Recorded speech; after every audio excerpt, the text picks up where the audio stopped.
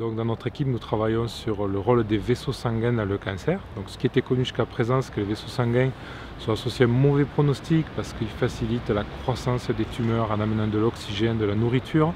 Ce qu'on a découvert récemment dans mon équipe, c'est qu'en fait, tous les vaisseaux sanguins à la tumeur n'étaient pas équivalents. Et en fait, tous les vaisseaux sanguins ne sont pas pro-tumeur, pro-cancer. Il existe une catégorie de vaisseaux un peu originaux, atypiques, qu'on appelle nous les bons vaisseaux, qui vont contribuer à lutter contre le cancer au lieu de le favoriser.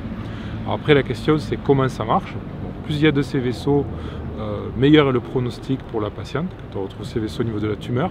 Comment ça marche? En fait, ce qu'on a démontré, c'est que ces vaisseaux vont faciliter l'entrée dans la tumeur, au niveau du site de la tumeur, des lymphocytes tueurs. Il faut savoir que les lymphocytes circulent en permanence dans le sang, et lorsqu'il y a les bons vaisseaux, alors ils ont un nom de code qu'on appelle vaisseaux achevés, lorsqu'il y a ces bons vaisseaux, les lymphocytes qui circulent dans le sang vont pouvoir rentrer, c'est vraiment la porte d'entrée dans la tumeur. Et une fois dans la tumeur, ils vont pouvoir entrer en contact avec les cellules cancéreuses et les détruire. Donc voilà, donc plus il y a de vaisseaux achevés, mieux c'est. Donc nos travaux à l'heure actuelle dans l'équipe, c'est d'essayer de comprendre comment fabriquer ces vaisseaux pour augmenter leur nombre au niveau des tumeurs, les faire apparaître dans les tumeurs quand il n'y en a pas. Voilà, donc c'est les perspectives de recherche pour les 10 à 15 ans qui viennent, mais c'est vraiment une toute nouvelle voie, parce que jusqu'à présent, on pensait que les vaisseaux, c'était pas bon, c'était pro-cancer. Donc le fait de savoir qu'il y en a qui luttent, voilà, ça peut amener à reconsidérer aussi les traitements actuels, ce qui permettrait d'avancer peut-être un peu plus rapide.